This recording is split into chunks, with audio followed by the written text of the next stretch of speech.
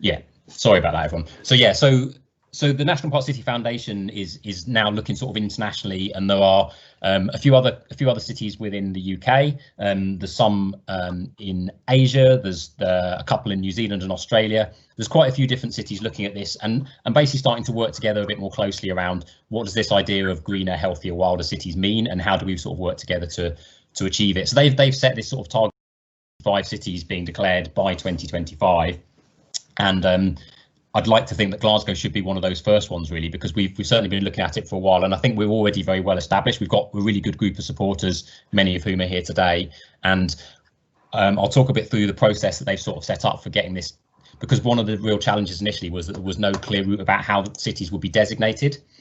So they've set up this sort of 4-stage process, and the first step of some of these is some of the things we're doing today. So I sent around before the meeting our sort of first stab at a vision, which is an overall view of what we think a greener, wilder, healthier city looks like in Glasgow and what we would do to try and achieve that. And on the back of that, the other document I sent around is to try and sort of get a bit of a framework of project ideas. And that's, even tonight, we'd like to start to get a few ideas feeding into that. We're going to get a few different people to talk about projects they're doing within the city and how they fit in with the National Park City idea, and how working collaboratively we can maybe do more to move those ideas on. So we've made the first draft of this proposal. We've got this kind of 10 bullet point draft of what are the overall aims, and then on the back of that, working out projects that we can deliver. And I guess the key thing about how I see this is that everyone who's in the room today, everyone who's running projects in Glasgow is already doing great stuff to sort of work towards these kind of the overall aims that we've got. Many of these things, though, can't be fully achieved without partnerships, really, without people working together to do things. We're all doing our own individual projects. A lot of people are linked up already, but the idea of the National Park City really is to bring that together under one banner where we're working together as a group, but also inspiring a lot of other people to get involved. So the first stage really is to get some initial feedback on that vision statement, and I'm not proposing to do that. I think it's too clunky trying to do it in a meeting like this with everyone talking about it, but if people have had a chance to read it, if they want to feed in anything, elements that should be included, suggestions on the proposal itself, that will be really, really appreciated, so we can move that forward. And then on the back of that, we want to then push that out to more people to get more supporting organisations, and we're also going to start approaching ambassadors. Again, some of you might be on the calls today who'd be interested in doing that, but also key people who've got big social media presence, big influence in the city, you know, other kind of things that will help us promote this idea to their networks as well. Okay. I'll just stop presenting that. Apologies for the clunkiness with the presentations, but I think in summary, what I want to get across is I think there's a huge opportunity now around Glasgow. We've got COP coming up. We've got a fantastic group of supporters already involved, and lots of other great stuff happening in the city. And I think we need to. It will require a collaborative effort really from here on in to then get this vision shaped up. We can't just put it into the National Park City Foundation and say, oh yeah, this is a vision for Glasgow, unless we can demonstrate that other people are interested in the idea and that they're also committed to doing things alongside it. And that's really where, you know, supporters and ambassadors and other people come in as well. Just pause quickly in case anyone wants to ask anything or stick their hand up or put any questions in the chat, and that'll give Scott a second to get the presentation ready for Emma. I think, Emma, if you're happy to go first, if you're here. I think you are. Yes, I am here, and that sounds quite echoey. You sound fine from here, Emma. Okay, I will try and ignore the feedback from myself, which is a little bit off-putting. So I'm winging it, and I have no presentation for Scott to worry about, therefore, so this could go either way. So hi, I'm Emma. I'm the project manager at Urban Roots. I've worked for the organisation for the last 9 years with a variety of job titles, and reached the dizzy heights of managing the organisation for the last 3.5 years. My colleague Gemma is here to keep me on track as well. I won't go into the, well, I'll just say briefly a little bit about Urban Roots. Running for 10 years now, and started out as a running club in Tory Glen.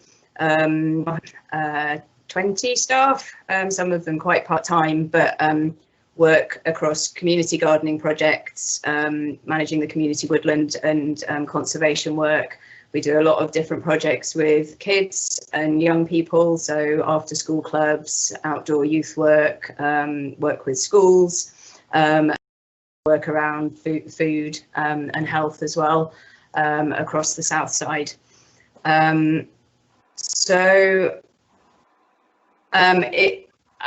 It does what it says on the box, as far as I'm concerned, in terms of health and well-being and community cohesion and education and social care and everything else. But as well as all the things that Dom has been saying about opportunities, especially around COP and other things, you know, green recovery from the COVID crisis, I think I'm sitting here going, I don't think I could do this for another 10 years. It's made such a big difference, I think, in our communities and to the people that we work with, but it does feel like it needs a bit of a step change, rather than it being little bitty things that we do that are successful at work and then you lose your staff. Or so I'm very up for and excited for bigger, more ambitious ways of working together, I guess. And I do think that Glasgow has, you know, really a very strong network of green assets, both in terms of the physical parks and green spaces, but also in terms of the organisations working here.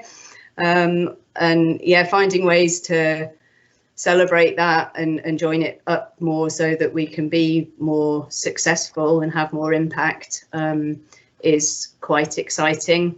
I think there's a lot of work going on around food and access to land for food growing, but I think we're missing a bit of a trick in terms of outdoor education and our nature reserves, our parks and things like that. So Dom asked me to come and speak particularly about a green health paper that I have been asked to write with someone from the health improvement team. You'll have to excuse me 1 minute because I can hear that the dinner's burning and I'm trying to get my child fed before guides, so just give me 1 minute. And when?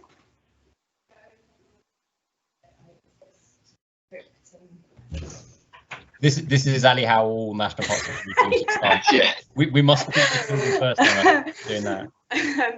So Urban Roots, we've been working at the health centre in Pollokshields for the last 5 or 6 years. So that the new health and social care centre was built there with a really tiny garden space that was handed over full of rubble. And so it's been really interesting working with the health improvement team and trying to embed some of the kind of work we do and approaches we use into the actual GP practices. Okay, 1 minute, love.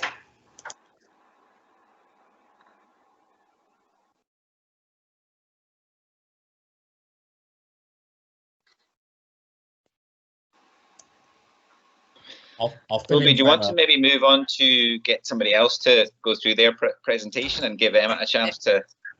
Sorry, she's fine. She's fine. I think we're good to go now. It's just that one moment. Good. So I was quite surprised actually how little health professionals knew about community activities going on in their local area. But it's been a very successful little project on low resources, not only in terms of taking referrals directly from GPs and other staff in the health centre and working one-to-one with people, but also the wider kind of, there's a community orientated primary care group which brings together the health staff as well as local community groups, and just having systems for health staff to refer people into our activities and sharing information has made a really big difference in terms of people's well-being, but also community development and community cohesion. So Alison McKenna-Breen, who's the lead at the health improvement team that I work with, had been asked to look at a green health strategy for the South Side. So we started working on this together 6 months ago, and that seemed quite manageable and based on what we as an organisation were already doing and what other organisations here are already doing, and rooted in kind of my knowledge of the geography of the city in this area and stuff as well. A recent Thriving Places citywide meeting then requested that we look at a green health strategy for the whole of the city, which is a bit of a bigger task to take on, but the main, so my first step was going and looking at the kind of work around green health that other cities or other local authorities and health boards have done already. So there are 4 health boards in Scotland that worked with SNH and established green health partnerships, and they generally have involved putting in place some kind of coordinating staff member who can then kind of bridge the gap between what's actually going on and available for people to join in with the health staff, so that they know that there's just kind of bridging that gap. And Dom probably can tell you a bit more about how some of these partnerships have worked, because TCV have been involved in some of them. I think there's a real opportunity here to think a bit broader than just the NHS estate and just linking up better. I just feel that with the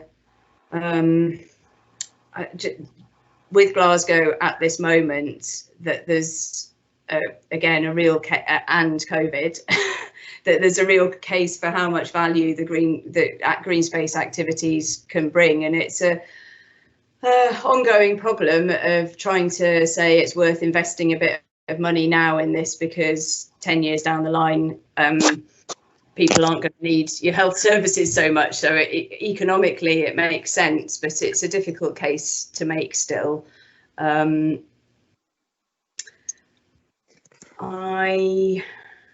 So around 10 of us met and had a discussion around what might go into this document, and we went quite wide in our discussions, and some of the things about green recovery are bigger than just looking at the health aspects. So we're trying to now narrow it back down again, and we'll be presenting to the heads of the HSPC in a couple of weeks an initial discussion paper. I think so it ties it, and I'm still trying to think through how this ties in with the National Park City, but some of the ideas within the framework are obviously very neat links in terms of the green prescriptions and the link workers. So we have found there's 100, I'm not sure how many link workers there now are in Glasgow, but the most deprived areas, GP practices, have got a dedicated link worker whose job is to try and take away this 25% of people who go to a GP with non-medical conditions. And where we have worked with them in some of our projects, it has been really good to have someone to handhold it kind of between the health and into the community. So I think there is definitely an opportunity there to work with the link workers, or even have dedicated kind of green health link workers, possibly. And what was my other bit? Yeah, I just think, like I said, I just can't face the idea of scratching away at the kind of at the edges for another 10 years. And I think so with regards to the Glasgow, the city food plan, we've been looking at working with the Glasgow Community Food Network and other organisations in community food to come up with some ideas to deliver on the city food plan, and how this collaborative and networking approach, one, hopefully can leverage in more resourcing and more money, but also just increase the impacts. I've just got this kind of sense that yeah, just a bit more strengthening of some of the work that organisations like us do, with a bigger vision, would pay back many times over. The one last thing I wanted to just touch on was one of the things that many of the other partnerships, green health partnerships, looked at was just making sure the information about what's on where is accurate and up to date. So the Find Free Food map that Glasgow, that Urban Roots set up a couple of years ago, was part of the same problem, that there was lots of really good work going on, but like the organisation that had someone who needed food didn't know about the little community project and when they are open. And yes, there are directories of organisations and things like that, but what people needed was information about when it was open, how you access it, who it was for, some really basic things, and collecting that together is really, yeah, I mean, the map's being accessed thousands of times a week now. And I know someone else is going to talk more about mapping, but we, at the start of lockdown, we're about to embark on trying to map what community gardening and outdoor volunteering opportunities are available in the city, just so that health workers could just go, all right, this is on and this is how I send someone your way. So that's something that we're going to start working on as well, and we'll hopefully tie in with some of the other mapping work. That's me for now. Brilliant. So thanks, it's a little Emma. bit vague at the moment still. Yeah, but I think the reason I wanted Emma to speak up, aside from the fact that if anyone doesn't know about Urban Roots, it's good for them to know about it, because yeah, you've got some very positive comments in the chat, Emma, saying what a great organisation Urban Roots is. So that's good for you to see on an evening anyway. But the reason I asked Emma to speak about it is just because I think it's a good example of where there's so much stuff happens, and as Emma said, like lots of places have looked at green health partnerships and various different things. They only really work if it's a coordinated effort, because there's so many different organisations doing things around the city that have a health effect. But exactly as Emma said, they're not always well linked up, and I think that's one good example of, you know, something like a national park city can hopefully bring some of those things together and create some of those crossovers. There's a few questions as well for Emma in the chat as well, but I think I'm just a bit aware of time, so I think if we move on through some of the talks, and then if we have time at the end, we'll come back to some of those, or we'll pass them on at the end for people to pick up with you. So next on the list is Graham from Lateral North. You there, Graham? See a circle with your G in it. Yes, how's it going? Yeah, it's great, Graham. Do you want to give us a little, I think Scott's gonna, if you've got a slide, he's gonna stick up for you. There we go. Yeah, cool. A few minutes on after the pandemic would be brilliant. Yeah, no problem. Yeah, so after the pandemic is a project or initiative that we, as Lateral North, alongside Fergus Bruce and Laura McCard, started up on May the 8th this year, in response to the fact that we were seeing a lot of economic recovery teams put in place, but there was no creativity included within that. So for context, we're a design collective as Lateral North, and so we thought there's a place here for there to be or a space, a platform for people to start to post their ideas. So if we go to the next slide.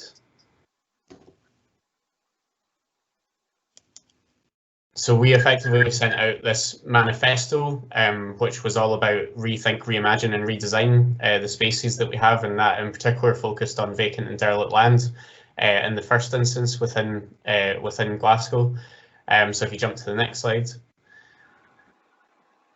And so these are some of the photos that I took as I walked around Glasgow during lockdown, and you can see, obviously we begin to see that we're not so much the green dear green place, but instead are somewhere that has a lot more grey within our city. And I think for me the most powerful image is that one in the top left-hand corner, which shows that 3 people are very much trying to socially distance, but they have no access to green space. And when I was taking that photo, right across the road from me was a site of just a wasteland that's not actually getting used. So I think what we were trying to do is like get people to redesign these spaces. So if we go to the next slide. And like when we launched it, we had no idea whether like our ideas would, or our proposal would drop like a lead balloon, but instead the complete opposite happened, and we actually had somewhere within the first week or two, we had somewhere within about 200 individuals from diverse backgrounds get in touch with us about how they could get involved. So that's actually how I know you guys at Glasgow National Park City. So you were one of those 200 people to get in touch with us to begin with. So we go to the next slide. And so like within our Lateral North website, we started to post some of the ideas that were being generated by different people. So we posted a piece about the National Park City. We talked about the donut economics model, which is the top left one, a new era for cycle culture. We ran a design summer school where we invited people from both graphic designers and architects all the way through to musicians and photographers and filmmakers. We'll come on to one of those in a second as to how that's developed further on. Also had a piece about light relief for lockdown, so taking the window wonderland and applying that at a community level, which is actually really interesting that now we're going into winter. That's happening right now within at least two communities. And then we also produced a film alongside Ross Wilcock, who's in the bottom right image. And that was he's partially sighted, so it was talking about his experience of lockdown and his hopes for the future of the city. We also recorded or took footage of Glasgow in lockdown and turned that into a short film as well. And then the other image that's got the sort of Airbus in the top right-hand corner is the Kingston Bridge in the future. So as we're aware, the Kingston Bridge celebrated its 50th anniversary over the summertime. And so in response to this, we produced this little GIF image that transformed the bridge from its greyness into something that was much more green, really just to bam people up and tell them that that we could be doing something much more productive with that sort of grey artery through the city. So some of the comments that we got were very choice, shall we say, but that was it was really interesting sort of hearing the sort of different people's opinions on it. So next slide. And so to define, I guess, like what after the pandemic is, we believe that this is a once in a century chance for us to rethink, reimagine and redesign the spaces and places that we inhabit. And so our goal with after the pandemic is to become an accelerator for creative-led change, which incubates and enables projects that impact society, cities and the climate for the better. So next slide, please. And as I guess, like at the start, this was all self-initiated. There was no funding involved in the project, but as our initiative grew over the summer, by the time that we got to August, we did actually get some seed funding from Glasgow School of Art and then also the Glasgow City Council. So I can just, if you jump to the next slide, I'll just explain. So in terms of the Glasgow School of Art, we've developed the afterthepandemic.scot website, which went live yesterday. And that's a digital library of all the projects that have been generated so far.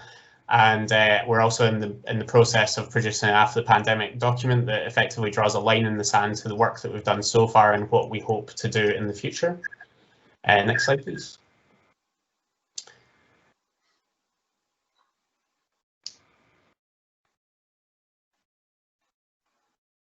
And so this is just an image of the website, and then next image, next slide after this, please.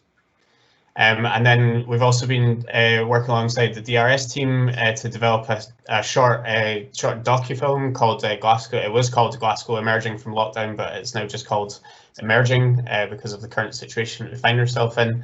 So we've interviewed a sort of diverse range of people from across the city about their hopes and aspirations for the future of the city.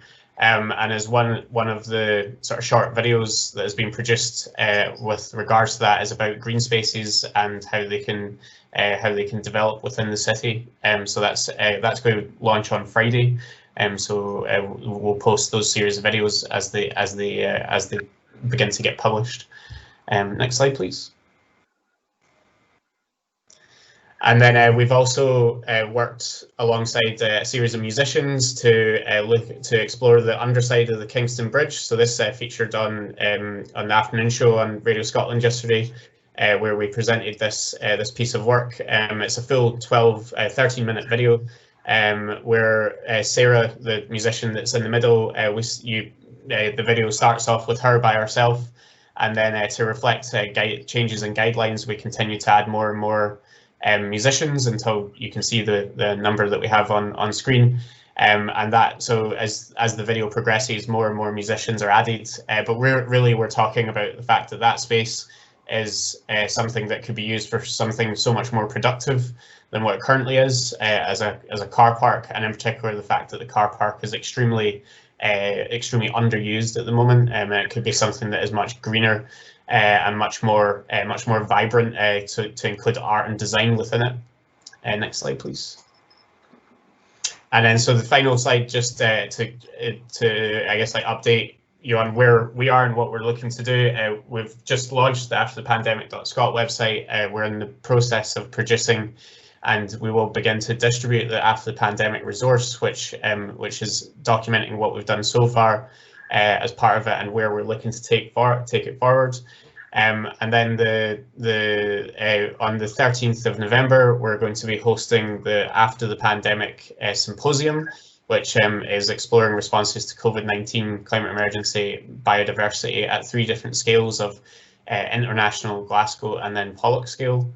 And then we're working at the moment. We're working with Strathclyde University, so 5th year student in the architecture department there, on a project called Action, where they're each engaging with villages of Glasgow. So I believe that Scott has actually been contacted by one of my students, which is great to get that sort of real life experience of working alongside other people. We're also in the process of developing a Pollock design school, as well as rolling out the After the Pandemic initiative and adapting it to not only Glasgow but elsewhere. And we're currently in conversations or deliberations with a property or a landowner within Glasgow to develop a live site within the city in the run-up to the Oct2020 summit. So sorry, I hope that was brief enough, but that's my presentation. Thank you for listening.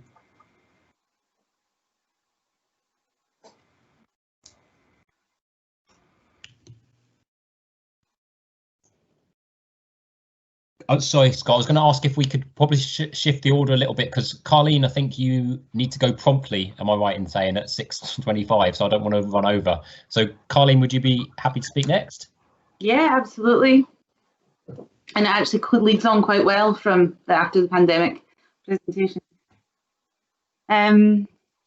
So I think there's one slide before that. Yep. So for the past 3 months, so 3 months ago, I had the joy of starting a new job in the middle of lockdown. But and that job is a partnership project between Development Trust Association Scotland, so it's called DTAS, and the Scottish Land Commission. The project is seeking to support communities regenerating vacant and derelict sites across Scotland. And what you can see on the map here is a map of all the land that's been vacant or derelict for 20 years or more. And you can see on the map that although they are scattered around Scotland, there's a huge percentage of these, roughly about 70%, that are in central west of Scotland, and a lot of these are in Glasgow.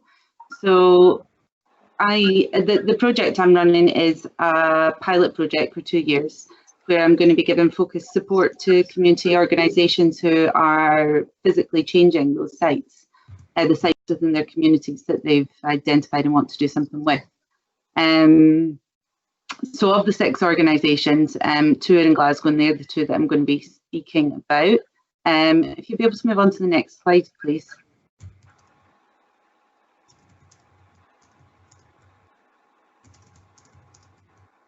Yeah, so the 2 organisations that I'm supporting in Glasgow are 2 organisations which I'm sure most of you have probably already heard of. In Postle Park, I'm supporting a concrete garden, and in Govan Hill, we've got South Seeds. You should be able to move on to the next slide. So back one. Something's going funny with the slide.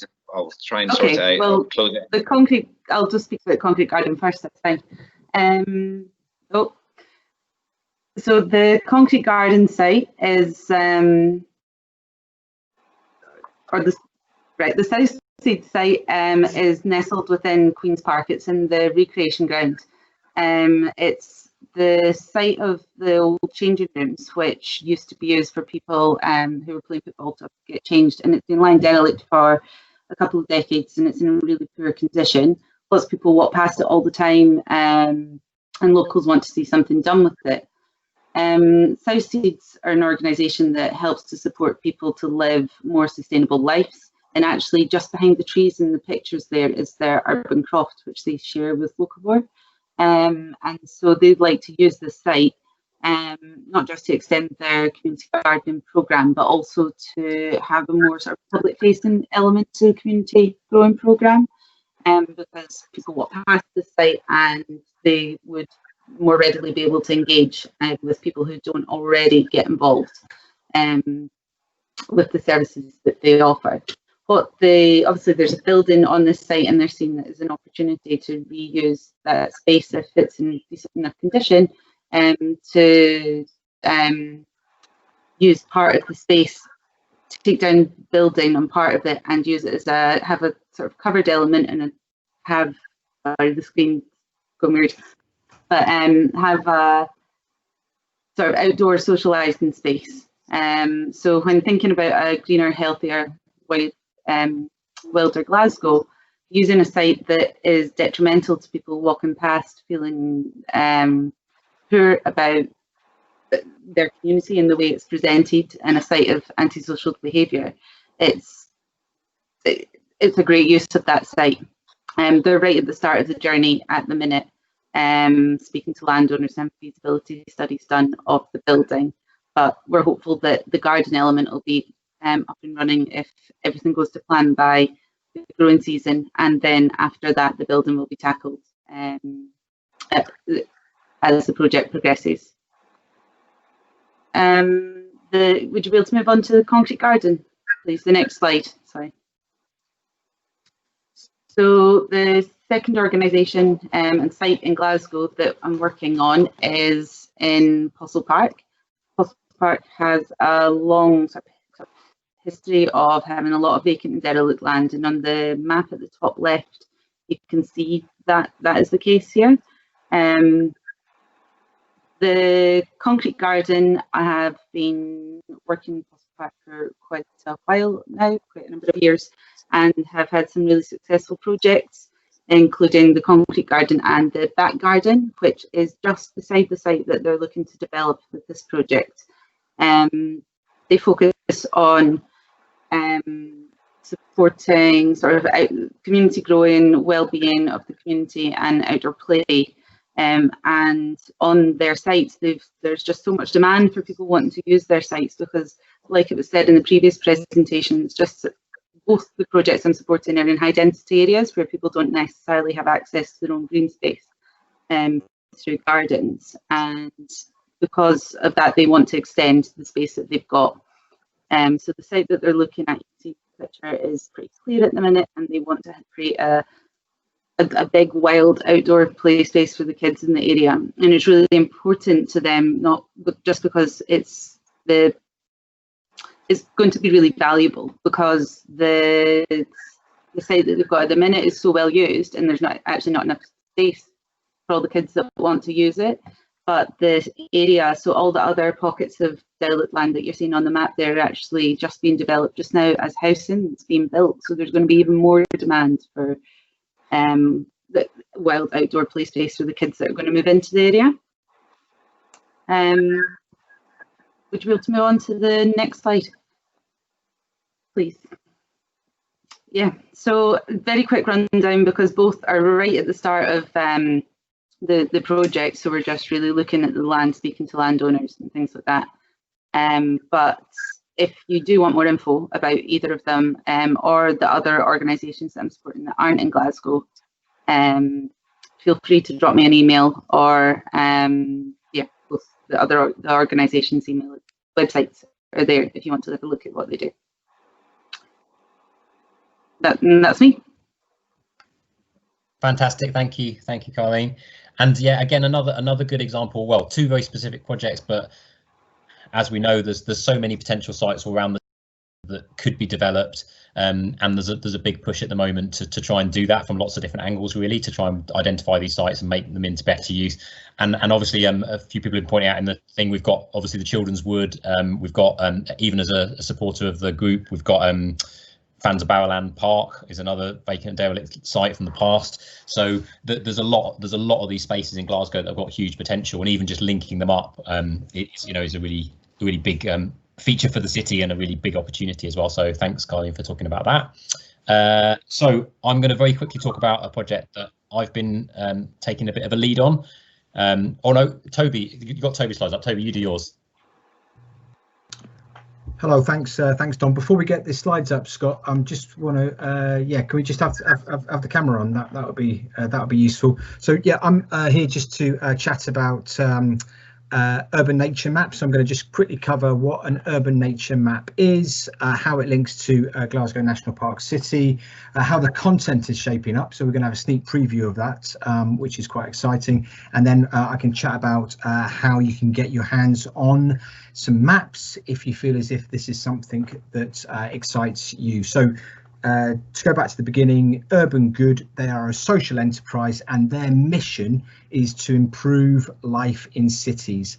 And they also make maps. They absolutely love digital, but they see the wonder and the treasure of actually holding something physical. Remember that? Remember we could see people and the physical aspects in our life. So they make maps, and I'm sure with plenty others love that physical aspect of opening a map. There's something special about it.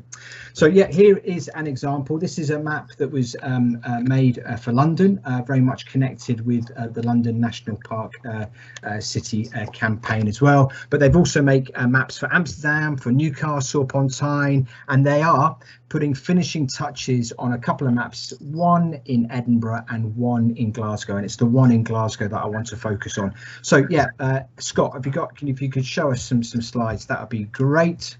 So how does this link with the Glasgow National Park City movement to make cities greener, healthier and wilder? Well, we believe that by encouraging residents and visitors to better enjoy, understand and care for the city, that we will help improve their life, the quality of life and their environment. And one of the ways that we are aiming to do this is to work with partners and to develop and encourage projects. So when Urban Good came to us and said, we want you to help us with an urban nature map, we were absolutely delighted. This is right up our street. So how is the content shaping up for Glasgow? So yeah, Scott, if you can scoot onto the next slide. This is draft, so if anyone's going to use this, I will track you down and shoot you at dawn. We've been told that this is very, very draft, so no one's really to take this as gospel. But the first side of the map is really as how maps should work. There should be something that you recognise. It's really it shows the green space, the play space, the food space. That's why I was really interested, particularly with the urban route stuff going on, the blue space, and all the points of interest. So yeah, it does what it says. That's the kind of legend. And then yeah, I suppose reading how the map aims to land, it talks about the urban nature map helping us to see, explore, understand Glasgow as a city-wide landscape, including its green, blue and grey spaces, showing patterns and corridors, networks, as well as the gaps and the disconnects. So maybe that grey space, disused space as well. And what it aims to do is it aims to stimulate us to see the city differently, to think more deeply about it as a place and our place within that, encourage more awareness and more action for people and for nature, to help put the nearby nature into people's everyday lives. And I think increasingly post-COVID, we're going to be focusing on nature nearby. Brilliant. OK, and interestingly, on the third image is the flip side. I don't know if Scott, you can ping that up. And this reverse, again, this is draft. This is shaping up to be a wonderful creative result, inviting us all to explore and understand the outdoors. And there's a few invitations here, few opportunities. Find out about what Glasgow has to offer, the facts, the figures, the places to go, the things to see, opportunities to explore, activity and adventure. We've got 20 things to do. It says here, set yourself challenges to explore the city a new way, see Glasgow in a different light, invite friends and family along as you tick off this list. There's also opportunities to connect with and care for nature wherever you are. So practical examples of ways in which people can put something back, really, really important. There's opportunities to consider health and well-being. There's some 5 ways to well-being stuff in there, which I'm sure you're all well aware of. And also opportunities to make connections between the outdoors and our work as well, which I find is really interesting. How can we bring Glasgow outdoors into people's everyday lives? So this is really, really exciting. There's opportunities for these to be used, as I say, in workplaces, with young people, with families, to deliver curriculum, to meet global goals, with neighbours, with communities of interest. It's sort of almost care homes. It's almost endless, the opportunities that can be utilised to bring this map to life. It's all about the power of experiencing learning and yeah, sort of showcasing the outdoor space of Glasgow and its vibrancy. So come on, this is the bit that you want to hear. What do you need to do to get hold of your free copies, is what I'm hearing you're all saying. And yeah, we're aiming to get 2,000 of these maps printed. They should be available at turn of the year, so from January to March. And we've got an opportunity to share 100 of these maps across our networks. And so an opportunity for us to showcase 100 map stories through Glasgow National Park City. The key thing is that these maps they're not for sitting on dusty shelves. They're not for drawers. They're to go out and they're to be used and for people to engage with them. So what we're looking for is for people to take a free map. They've got to share their photos, their social media images, their blogs, their films, their reviews, the unexpected outcomes, the frustrations, the delights, all the stuff that's generated from these maps. Let's generate 100 stories of how these maps are helping people engage with place. That's really just the caveat. If you take a map and if you're interested to use these maps, then we ask you to share how you use them and how you share your stories. There's also opportunities, as I say, on that back page to take some of the stories on the back page and create some links from the website as well. So that's where we are. that's our challenge. That's the opportunity. It's really potential, wonderful resource. Do let us know if you're interested in getting your hands on some of these maps. That's me, Dom. Fantastic. Thank you, Toby. I want a map now. I didn't want one before. They looked rubbish until Toby sold it to me. But what a salesman, eh? Good work. So very briefly, I've got one more project to talk about. Obviously, Toby's talked about the real life maps. Obviously, I'm much more modern than Toby, so I'm going to talk a little bit about apps to get people to do the same kind of idea. And hopefully these are two projects that will link quite closely together. So in my day job, I work at TCV, and we're looking at a funding application at the moment for a project linked in with the National Park City. And again, there'll be an opportunity for anyone in the group or anyone else who's not here today to get involved, because what we want to do is we're working with an organisation that has a walking app that you can basically develop your own walk. So you go out and take photos on a route, it sticks the photos onto a map, and you can add a description. And it's a very quick and easy way of setting up routes that other people can do. And as part of this, again, we're planning to run some events in local areas to try and get people to walk some routes, to suggest routes that they would like to see mapped, and to bring them together in a collection based around the National Park City. So I won't talk about it more than that, I don't think, at this point. It's just again to give you a little bit of a taster, because I want a few minutes just to wrap up, and also to give people a chance just to ask any questions they want to ask. I guess the reason we've whizzed through quite quickly 5 different projects there, and they're all linked to the National Park City, but they're all working independently as well. And I think that's what I want to get across to people, is that if you've got an idea that you think is a project that you would like to do, that you think you could use the National Park City brand, or you could connect with some of the partners to make it a bigger project, then I really encourage you just to get in touch and to try and do that. We will be starting to try and lead some projects, like we've been very much involved in the map that Toby talked about, and the app that I was just mentioning there. We'll try and have our own projects that we can lead on, that we'll encourage you guys to get involved with and give you opportunities to get involved with. But I think that the main aim of this evening really is to start. We've talked for a little while about the overall aims of a National Park City and what that looks like, but now what we're trying to do is try and translate this into projects and see those connections. And I think all the things that people have mentioned tonight are good examples of that. You know, bringing all the different green activities that have health benefits together into a meaningful collection that links in with the health service and with referrals, getting people to think differently about the city, whether it's through the map, whether it's through walking apps, whether it's through the kind of activities that after the pandemic have been doing to get people involved. So I think that there's a huge amount of scope to work together. It's not always easy because we're always so busy with our own individual projects, but I'm really encouraged, just even this evening, just getting people together just for an hour, and the amount of chat on the chat, people sharing links, sharing ideas, sharing funding opportunities for each other. I think that's exactly the way that ultimately we see the National Park City working. We are very much trying to take a lead on creating that overall sort of framework and structure, but we absolutely need people to feed into that as well, so we can populate it with projects that you know, make it meaningful. Because I think we can come up with all those overall aims, which all sound very nice, but we need real solid projects, which are the things that a lot of us are already working on, just bringing them together and thinking how they can be that bit bigger, that bit more ambitious. Something Emma said right at the beginning is, you know, she can't see herself sticking with this for 10 years, just keeping on plugging away, looking for little pots of funding, trying to keep projects going. And I think that's probably the way that many of the organisations involved feel. And I think if we can try and bring them together to try and, you know, allow people to see that the huge scope, that if you imagine the actual social capital in all those projects, even just the 5 we've talked about, and then imagine all the other projects that we've got as supporters and partners in a Glasgow National Park City, the wealth of experience, knowledge and connections and value that's in that is hugely underestimated. All the different friends of groups, all the smaller charities working on different green space projects all around the city, and that's what we want to try and capture through this National Park City idea. So that's why we wanted to look at a few different projects to give people ideas of how this might work and what this might actually look like in practice.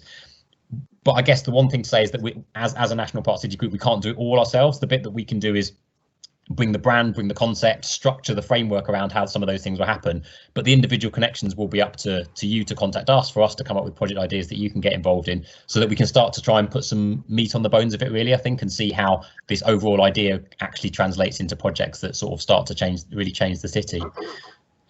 So I'm going to stop talking and just give a moment in case anyone who hasn't spoken either wants to ask anything or anyone wants to chip in with anything before I wrap up finally. Just whilst I'm waiting just to flag up a couple of things in case they haven't been seen. Do have a look at the chat, and if anyone has trouble accessing the chat, then just let us know, because there are a few recommendations of funding. Norman's mentioned an event that you're running on the 10th of November. Did I remember that right? Is it flew through? 10th of November. 10th of November. Do you want to say a quick word, Norman, just in case people missed that message?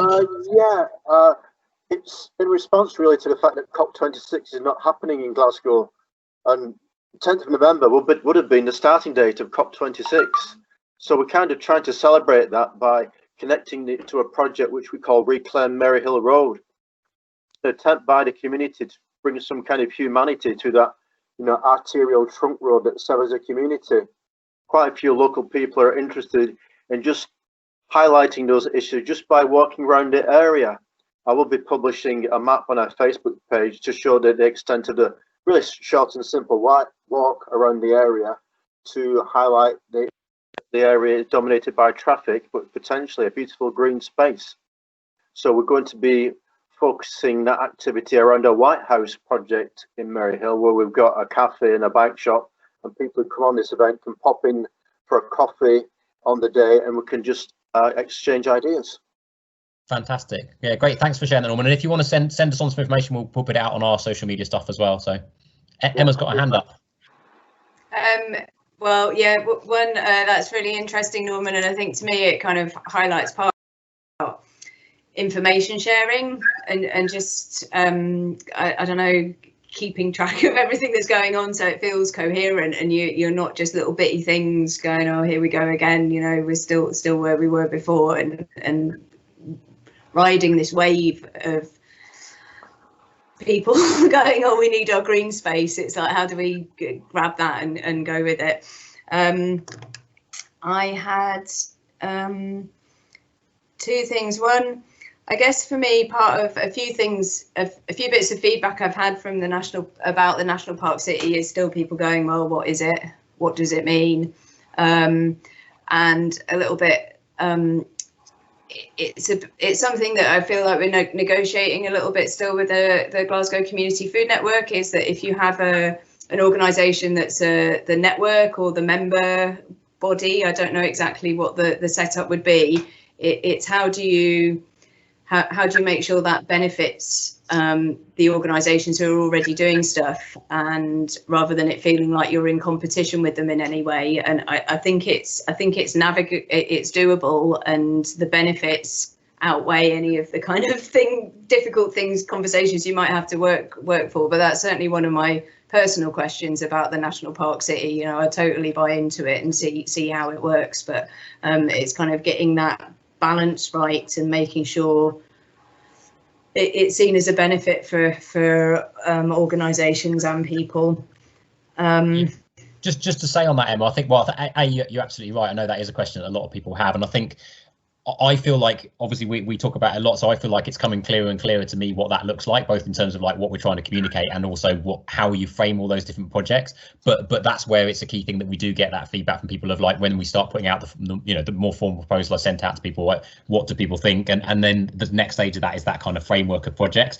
And that's where I see that it would be a case of slotting in a lot of existing projects and talking about it, and just like we've been doing today, really just saying, well, these people are doing this project, this is a great part of it, and trying to amplify those things rather than trying to compete for them, because I think that's very much our kind of aim. But I totally take your point, Emma. It's a fine balance with that, because it creates another brand, another organisation working in the city, and you've got to make sure what we're doing. So it's a good point. Yeah, not just complementary, but I think potentially it actually makes life better for other smaller organisations or existing organisations, that if you can show that actually what this is going to do is increase your impact, increase your reach, make the case more for what you're doing, that obviously benefits all of us. So I think that should come if everyone keeps talking.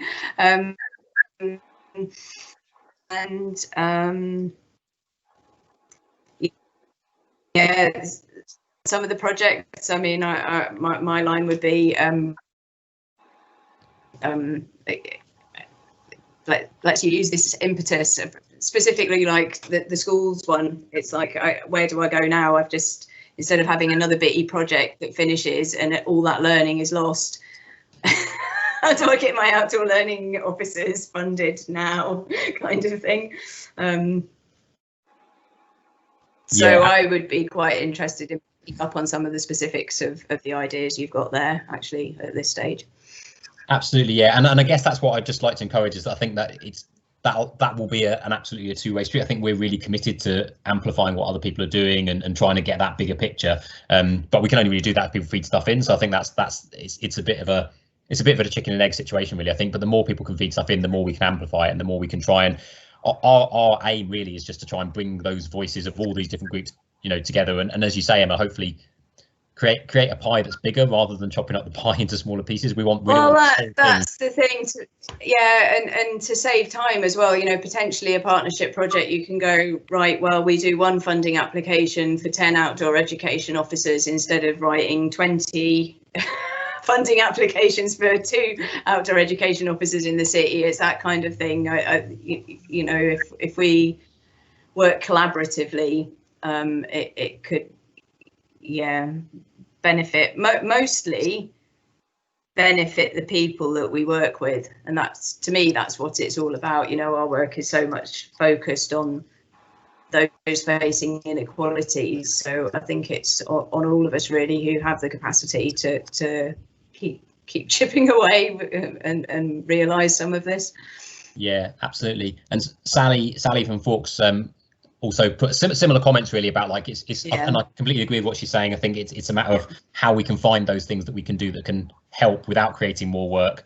I guess the one proviso we have to keep saying is that we'll need input. That's going to be a two-way street, I think. But I do feel really confident, I'm increasingly confident, to be honest, that through the National Park City and the group we've got in place and the structures internationally, that there is a real scope to really amplify the work that you guys are doing if you feed it in. So yeah, but I totally take Sally's point. I know nobody's got any time to do any more work, so we'll really try hard not to to not generate additional work for people to do. And we just really welcome your feedback on any of those things, like we just don't have time to do this but we'd really like to do that, and we'll try and fit that around. Speaking of which, we are 6 minutes over, and I don't want to eat into any people's dinner or evenings any more than I want to. So I'll just give it a moment long in case anyone has anything really pressing that they want to chuck in now. No, everyone's definitely ready for their dinner. Oh, Kenny, I know he's putting his thumb up to say he's ready for his dinner. Good.